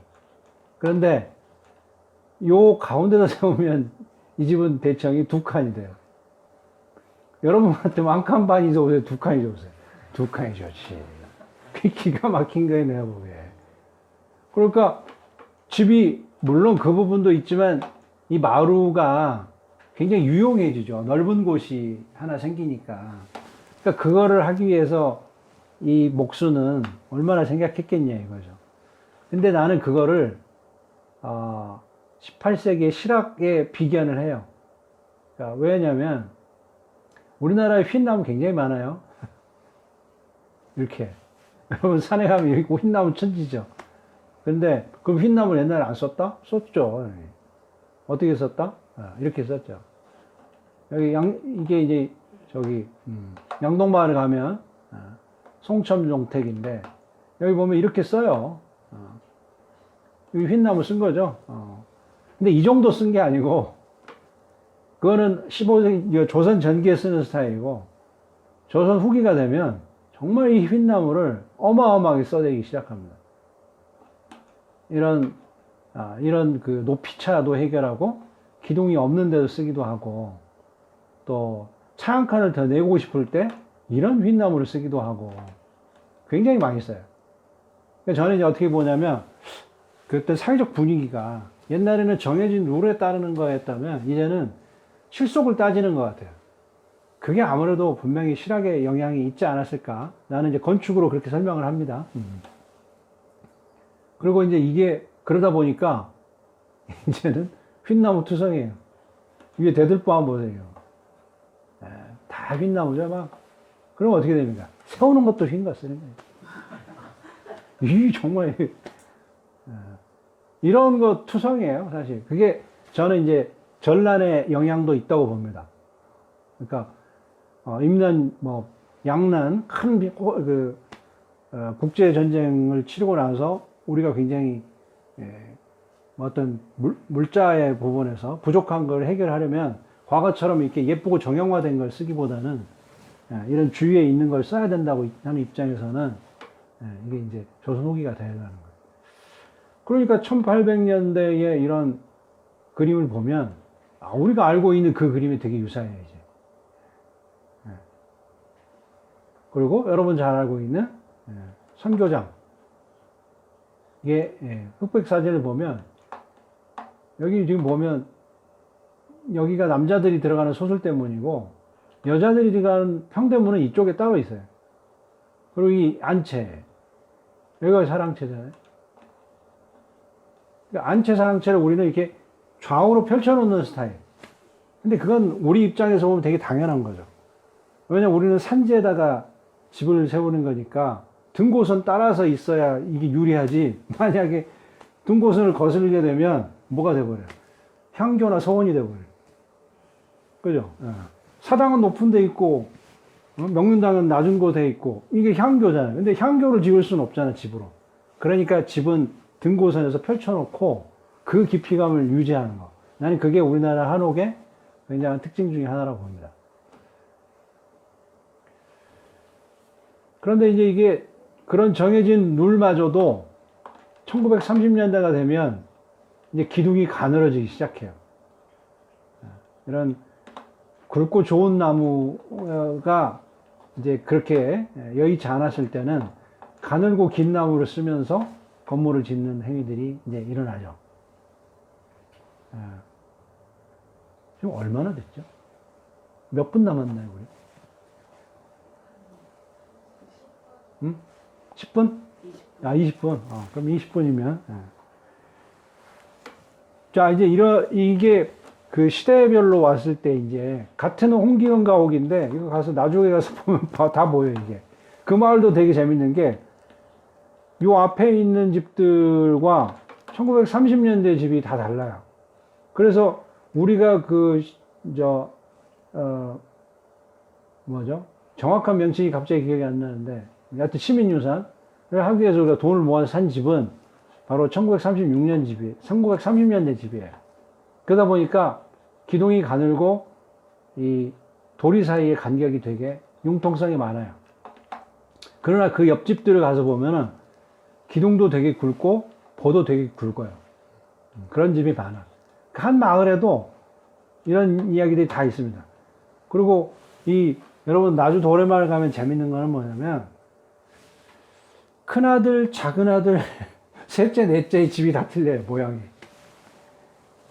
그러니까 이게 자식들의 성격하고도 닮아 있어요. 그러니까 큰아들은 아버지로부터 물려받으니까 제대로 된 집을 물려받아요. 근데 둘째들이 되게 애매해, 보면. 그래서 둘째는 꼭 스타일이 어떠냐면, 싫은 소리 못 해. 그래서 그냥 대충 주는 대로 적당히 해. 셋째, 넷째가 되잖아요. 그러면 약간 고집도 있고, 셋째는 가끔은 그 마을에 안 살기도 해요. 그러니까 그래서 집이 없기도 해. 야, 나는 밖에 나가서 살 거야. 그러면서 나가버리고, 그럼 넷째는 큰 소리 치면서 뺏어서 살아요. 이게 그 집에 다 보여. 그리고 그 위치에 따라 다 달라요. 이렇게 한번 가서 보시면 대략 그 느낌이 있어요. 나는 그 마을의 묘미라는 게 그런 거라고 보는데, 꼭 나중에 한번 가보시고. 이거는 이제 서울집입니다.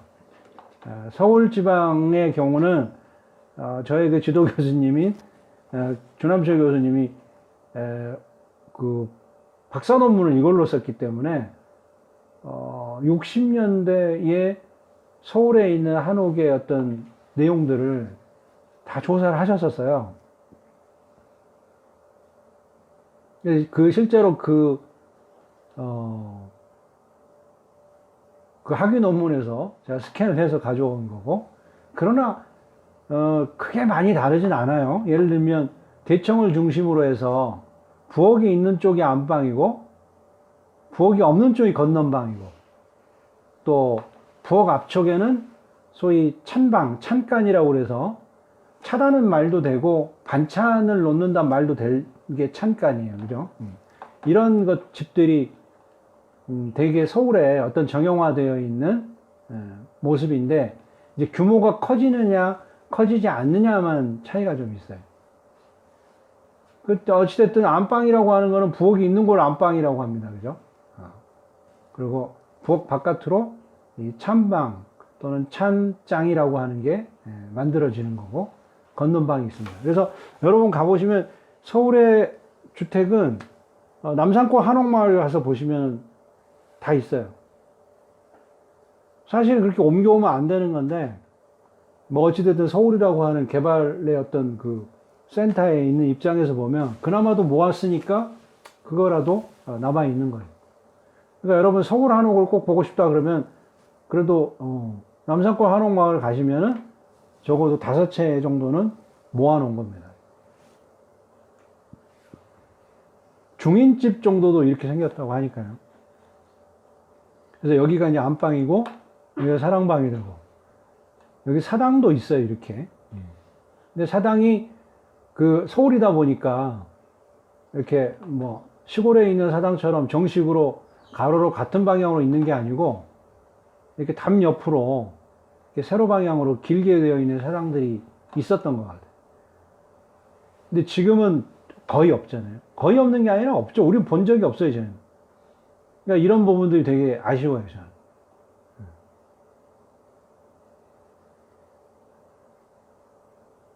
그러니까 여기도 보면 사당이 있는 거예요. 우리 서울이라고 해서 사당 없는 집이 아니었던 거죠.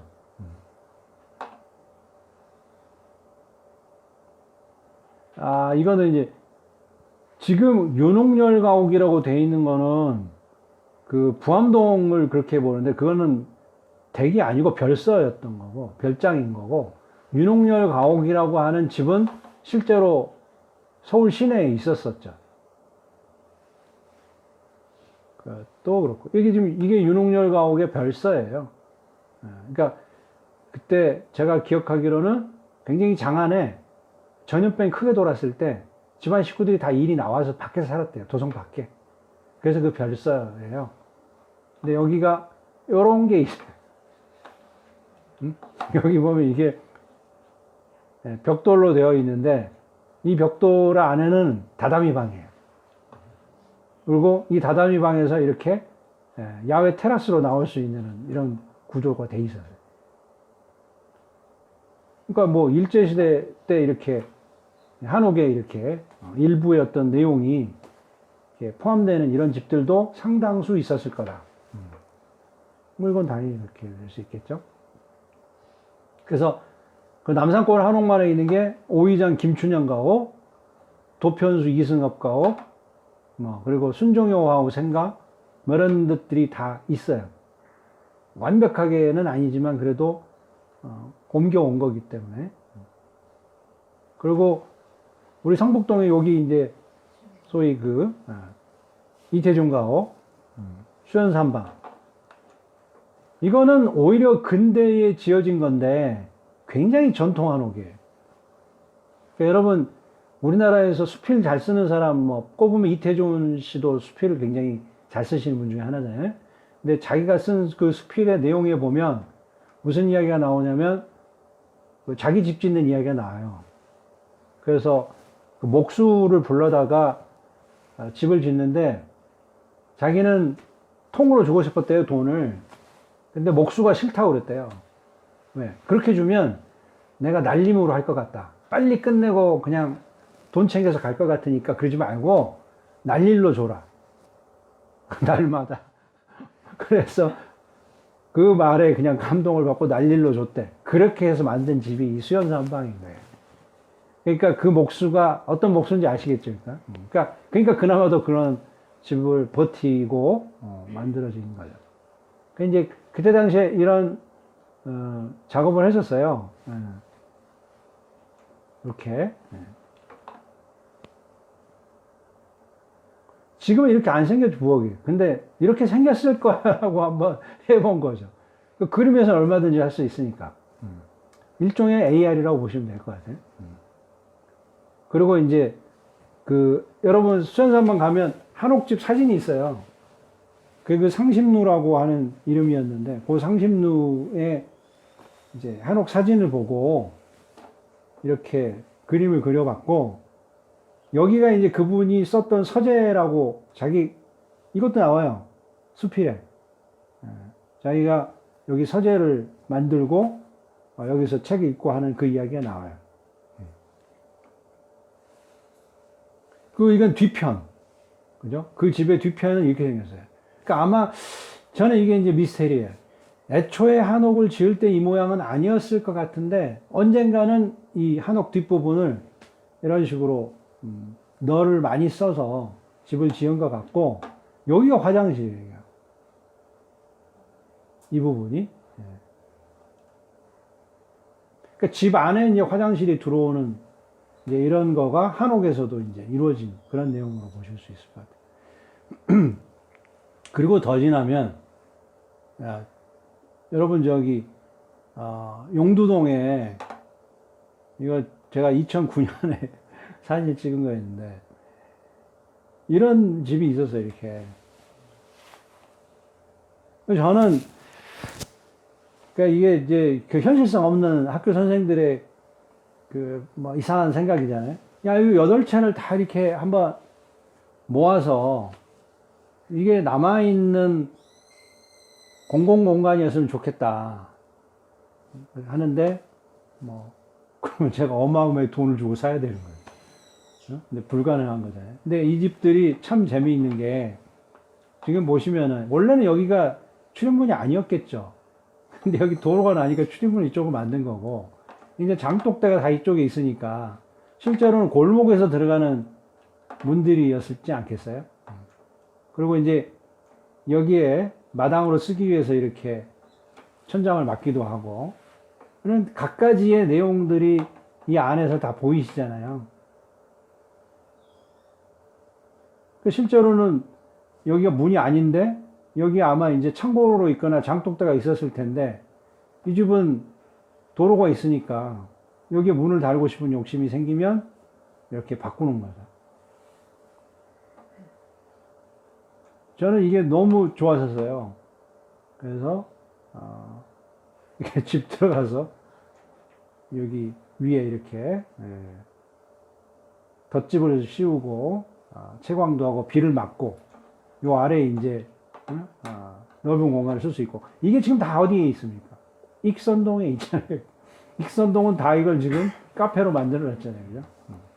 자, 옛날에 또 그 카페가 아니어도 일반 집들도 이런 욕심은 다 있었던 거죠.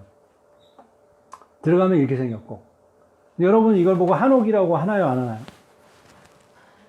그렇죠. 그런 거죠. 여기 보면 석가래가 전혀 다, 석가래 이렇게 굵은 거 보셨어요? 딱 잘라가지고. 그렇지만 이건 다 있는 거예요. 부연도 있고. 또 이런 샤시가 달려있지만, 어찌됐든 기우등은 다 있고. 또 이런 가운데 마당에 한편에 이렇게 물을 쓰는, 이런 뭐 샤워실 만들어서, 옛날에 샤워실이 없을 때는 여기가 다 얀탄 광이었어요, 또. 그죠? 다 기억나시죠? 요 꼬맹이들이 여기 살아요. 근데 너무 밝아. 왜냐면 이 골목이라고 하는 게 이 애들이 놀기에 딱 그 놀이터예요. 그러니까 너무 흔쾌하고 나 니네 집 구경 좀 시켜줘 그랬더니 아무렇지도 않게 들어오래서 보여주고 요즘 같으면 이게 택도 없는 이야기죠. 무슨 남의 집 아파트 문 열고 야 니네 집 좀 보여줘 미친 거 아닙니까 그죠? 근데 이게 되는 거예요. 그게 한옥인 거죠. 근데 이런 게 이제 다 사라지는 거고. 그러다 보니까 한옥은 특징이 이제 서울 한옥의 특징은 이런 상황이 벌어집니다. 왜? 마당을 가급적 넓게 써야 되기 때문에 딱 맞는 기역자나 일자를 쓰지 않고 이렇게 삐죽하게 튀어나온 집들이 생겨요. 다 기억하시지만 이게 사실 문간방이에요. 다 새 내줬잖아요. 왜? 그 새로 또 살아야 되니까. 그러면 여기는 내 집하고 다른 또 별도의 공간이 있었어요. 그거 모르실걸요? 젊은 분들은. 옛날에 거기서 전혀 모르는 사람들이 다 같이 살았다니까. 화장실도 같이 쓰고, 아침에 일어나서 칫솔도 같이 하고. 야, 이런 시절이 있어요. 이게 서울 한옥이에요.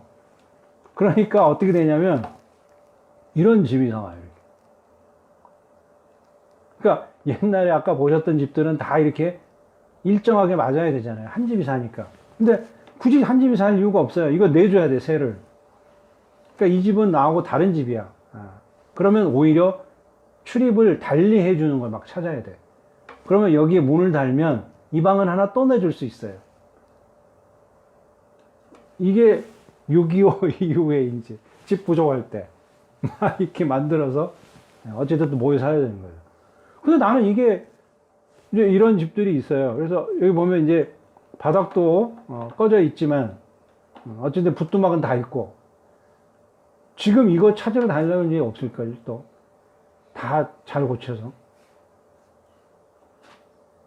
뭐 다락도 여전히 있고 그 다음에 여기서 재밌는 거는 이 문이에요. 이 문.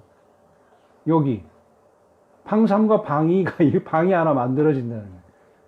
이렇게 맞추면 이 방은 이렇게만 써야 되잖아요. 근데 이렇게 어긋나게 만들어 놓으면 방 2가 만들어지는 거예요. 그럼 한 사람 더 임대 놓을 수 있는 거예요. 그러니까 우리 할머니들이 다 이렇게 사셨지. 우리 어머니 아버지는 여기까지는 아니었어 내가 보기에. 근데 우리 할머니들은 다 이렇게 사셨어요. 그래서 이렇게 다 자식 키우고 막 하신 거예요. 그래서 요 문이 이렇게 열립니다. 이렇게 바깥에서 열 수가 있어요. 이 문 때문에. 근데 나는 이게 문화재가 아니냐고 생각할 때 억울한 거예요. 야, 이거 문화재 아니야? 왜냐면 그 시절을 보여줄 증거가 없잖아요. 다 좋게 만들어 놓으면. 그래서 나는 문화재가 좀 잘못되어 있는 것 같아요. 너무 좋은 집, 멋진 집만 문화재인데, 그냥 이게 문화재인 거야, 제가 보기에. 이런 거 좀 사서 못 고치게 하고, 이걸 그 당시에 어떤 상황으로 보여주는, 이게 필요하지 않은가. 그런 생각인데, 지금 서울은 고사하고, 경기도도 다 이제, 전통 마을이 없어요. 정말 그 중에 하나가 이 상황이에요. 부천 역곡에 한옥집이 하나 있는데, 자, 이 집은 왜 지금까지 살아남았냐면, 그린벨트였기 때문에 살아남았어요. 그린벨트니까 아무것도 못해요. 근데 갑자기 지금 이제 국가에서 아파트를 짓겠대. 그러면서 어떻게 합니까? 나가라는 거예요. 야, 뭐 이런 횡포가 어디 있어? 난 이해가 안 가요. 아니, 지금까지 국가가 개발하지 말라고 해서 묶어놓고 개인의 사유재산을 침범해놓고 이제 와서는 4,000세대, 5,000세대 아파트를 지어야 되니까 나가서 살아라? 무슨 이런, 그리고 이 집은 더군다나 500년 됐어요. 마을이 500년 됐어. 그리고 이 집에 1912년에 토지조사부에 여기 보면 165번지라고 나오잖아요. 이 역곡동 165번지는 지금도 그 번지수 그대로예요. 그리고 이 안에 있는 마을의 이 대지 경계선도 다 그대로예요. 그리고 요 마을이 지금 75년도 모습인데 69년에도 이런 모습이었어요. 그리고 69년에 항공사진하고 지금 모양하고 똑같아요. 다르지 않아요. 그러면 50년 이상만 되면 등록문화재가 될 수 있어요. 근데 안 된대. 왜? 문화재가 되면 개발이 안 되는 거예요. 이게 국가가 하고 있는 일이에요, 이게. 이 할머니는, 아이고, 내가, 이 집 뒤에 이런 향나무가 하나 죽어 있는데, 이 향나무가 몇 년 된 나무인지를 검사를 했어요. 그랬더니 조선 숙종 때 심어진 나무더라고요. 그러면 이게 나무만으로도 300년을 증빙하는 거잖아요. 근데 못 믿겠다는 거예요. 이 집이 그렇게 오래된 집인지 못 믿겠다는 거예요. 그러니까 안 보고 싶은 거지, 지금. 이게 우리 주변에 비일비재합니다. 그래서 문화재 신청을 했어요. 왜? 문화재면 안 무너질 수 있으니까. 이해되시죠? 그러니까 문화재로 알박게 하고 싶은 거야, 이 집주인은. 왜? 거기서 떠나기 싫어요. 자기는 보상받기 싫대. 그냥 그 아파트에 그 집을, 그 땅을 줄 테니까 그 아파트 안에 그걸 그냥 보존만 해라. 그리고 이분은 자손도 없어. 물려줄 사람도 없는 거예요, 자기는. 그냥 그 집만 남았으면 좋겠대요. 나는 보상받을 욕심도 없고. 그런데 안 돼. 이게 나는 이해가 안 돼서 문화재를 신청하기 위해서 도와드렸어요. 결국 실패했어요, 저는. 소송에서 패했어요. 그런데 이 집이 너무 많이 변해서 못 해주겠다는 거예요. 그래서 내가 이 사진을 보여드릴게요. 위에 있는 거는 샤시가 달린 모양이에요. 막 청소 안 한 모습이에요. 그래서 내가 이 주인 보고, 할머니 보고, 제발 샤시 떼고 청소 좀 해보라. 아래로 됐어요. 이게 변해요. 어? 나무집이라는 게 이렇게 기름칠만 해주면 틀려져. 그게 나주 도래마을도 똑같았어. 거의 흉가 폐가였어요. 근데 그거 기름칠하고 닦았더니 멀쩡한 집이 된 거야. 그걸 안 하고는 많이 변해서 문화재가 아니라는 거예요. 이 납득이 안 가는 거예요. 여기 봐봐요. 여기 샤시 달린 왼쪽하고 샤시 뗀 오른쪽하고 다르잖아요. 이것만 해도 달라진다니까? 근데 이걸 안 하고 문화재가 아니래. 응? 그리고 문화재가 왜 무슨 양반집만 있어야 되냐 이 말이에요. 부천 한옥에는 소설대문이 없다고 쓴 이유가 이 집은 소설대문이 없어요. 왜? 여기는 양반들이 사는 동네가 아니에요. 농사꾼들이 사는 집이에요, 여기는. 그래서 막 이게 뒤에 산에서 나무에다가 서울에 기차 타고 와서 팔아서 그 돈으로 자식 교육시키고 땅 사고 해서 막 그 동네 땅을 다 사들인 사람이야. 그런 사람 집에 무슨 소설대문이 왜 있어야 돼요? 그럼 가짜지, 그건. 그렇잖아요? 그리고 이 집은 양반집이 아니다 보니까 여기 보시면 기둥을 다 떼어서 세웠어요.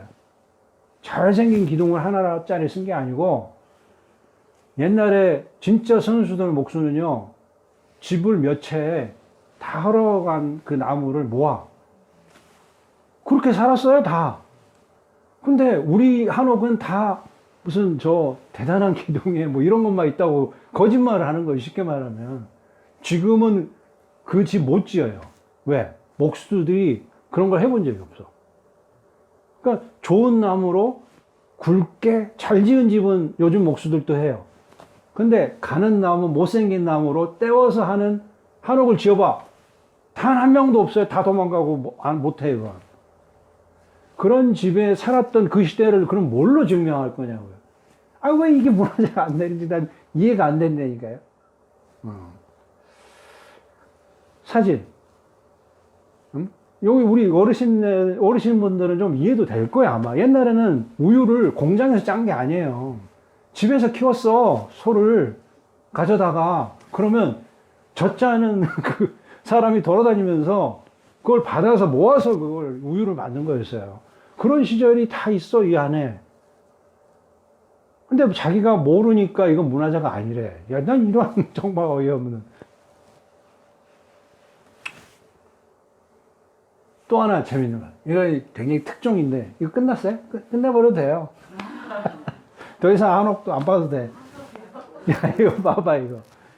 여러분 지금 광화문에 가면 월대 복원자가 가죠? 월대가 어떻게 생겼냐면, 여기 광화문 앞에 이렇게 길게 해서 쭉 나와야 돼요. 이렇게. 응? 이렇게 나와야 돼요. 근데 여기 뭐가 보입니까, 이제? 그렇죠. 철로가 보이죠? 이게 전차가 다니던 길이에요. 여기 보시면 이게 월대예요. 근데 여기 전차 선로가 보이죠? 그래서 이게 통이동 가는 게 이쪽이고, 그러니까 서촌 가는 거, 여기 가회동 가는 게 북촌이 이쪽으로 가는 거예요. Y자로 딱 걷게. 월대 앞에서. 어르신은 타셨어요? 전차? 그거 봐. 근데 우리 어르신 보고 뭐냐면 718하고 하는 거랑 똑같은 거야. 이거 없었네. 일제의 잔재라는 거예요. 아니 할머니들이 다 타고 다닌 걸 왜 일제라고 이거 몰아세우냐고, 제발. 같이 있으면 안 되나? 그리고 여기서 일부러 찍은 이유가 월대 이 선로가 이렇게 철로가 지나가고, 물론 월대를 일부러 빼려고 했는지 뭐 어쨌는지 모르지만 어찌됐든 그 흔적이잖아요. 그리고 여기 보면 대한민국 역사박물관이 있어요. 여기 보면 이 스크린이 굉장한 첨단 기술이에요. 아, 이게 한눈에 보이는 거예요, 이게. 아, 이게 교과서 아닙니까? 어? 아, 이런 감동이 서울에 있는 거예요, 지금. 그러니까, 민원을 넣으세요. 이건 다 찍고 있는 거야. 서울시에다가. 이 발굴 현장을 하루인가 보여줬어. 그러니까 5분 만에 끝났어요. 아, 그럼 무슨 그게 공개야. 이거 꼭 보셔야 돼요. 아, 이것도 조장했다고 할까 보다. 그 우리 애들은 이게 너무 안타까우니까 수업 시간 이제 밖에 이런 걸 활용하는 방법에 대해서 요게 이제 내셔널 트러스트 우리 그 유산 선정하고 나서 이제 다 힘이 빠져가지고 마루에 앉아서 이제 여기 그 할머니예요, 가운데. 그리고 학생들이 이렇게 쭉 앉아서 이제 할 만큼 했다. 응? 뭐 이런 이제 회고를 하는 거죠. 물론 이런 한옥도 있지만 이런 것도 있죠, 당연히. 이렇게 있어야 되고. 또 이거 우리 지금 유명한 현대건축가 분들이 한 한옥이에요. 여기에 이제 이렇게 띄운 이유는 주차를 할 수 있도록 하기 위해서. 이런 아이디어도 있어야 되죠, 당연히. 왜냐면 차가 없던 한옥하고 차가 있는 한옥은 달라야 되니까. 또 얼마나 세련되졌어요. 이게 한옥이야? 할 만큼 굉장한 이제 수준에 와 있는 거예요. 과거처럼 이렇게 한옥 살면 불편해. 이건 옛날 이야기인 거예요, 이제. 뭐 심지어는 사무실로 쓰는 사람도 있고, 신혼집으로 쓰고 있는 사람도 있고. 너무 예쁘지 않으세요? 근데 이거는 어떤 개념이냐면 지금 왼편에 있는 저 문짝하고 위에 창호는 뭐냐면 사실은 심의예요, 심의. 위패. 예. 근데 오른편은 어때? 그거 개념이 아닌 거죠, 이제는. 굳이 또 그걸 계속 지켜야 될 이유는 없잖아요. 그러면 저런 거 만들어서, 뭐, 남한테 보여주는 수납장을 할 수도 있고, 좀 예쁘게 꾸미기도 하고. 이게 변하는 거죠, 당연히. 어느 정도. 예. 변할 수 있어야 되고, 그걸 또 허용해야 되고. 예. 그게 바로, 한국의 주택 한옥이었습니다. 이걸 왜 보여드리냐면, 제가 이제 작년 4월 14일에 내 지도 교수님이 코로나로 세상을 떴어요. 우리 코로나로 세상을 뜨니까 아무것도 할 수 있는 게 없어요. 그렇죠? 그래서 내가 이제 그때 주위분들한테 1년 뒤에 내가 우리 교수님의 세레모니를 하겠다. 그래서 이제 우리 교수님의 6호 책자가 이제 한국의 주택이라고 그래서 이런 내용으로 나옵니다. 그래서 4월 15일에 이제 이런 행사를 하는데 오늘 이렇게 한 15일 전에 이런 행사를 이렇게 홍보할 수도 있고 꼭 오는 거 오시는 거 뭐 그런 의미가 아니고 그냥 한옥이라는 어떤 정서가 있다면 이런 거 아닐까? 또 우리 어른들의 삶을 또 우리가 이렇게 해석해서 다음 세대에 전달해주고 뭐 이런 것들이 끊이지 않고 이렇게 면면이 이어져 내려가는 거 그게 한옥의 진정한 정서가 아닐까. 그렇다고 한다면 이렇게 고생하고 있는 우리 할머니의 문제도 좀 해결이 됐으면 좋겠고 그런 부분들이 공공성이라고 하는 미명하에 개인의 삶들이 이렇게 침해를 받거나 슬픈 상황이 벌어지는 거 꼭 굳이 그래야 되나 이런 것도 있고 또 우리가 뭐 20, 30년 전에 일제의 시대였던 거라고 하더라도 그게 우리의 역사라면 좀 차분하게 들여다보고 뭐가 좋고 뭐가 나빴는지 한번 생각해보고 하는 이런 전반적인 것들이 결국 한옥이라는 단어하고 일맥상통하지 않나 이런 의미에서 오늘 강의를 이 정도 선에서 마치는 게 어떨까 싶습니다. 감사합니다.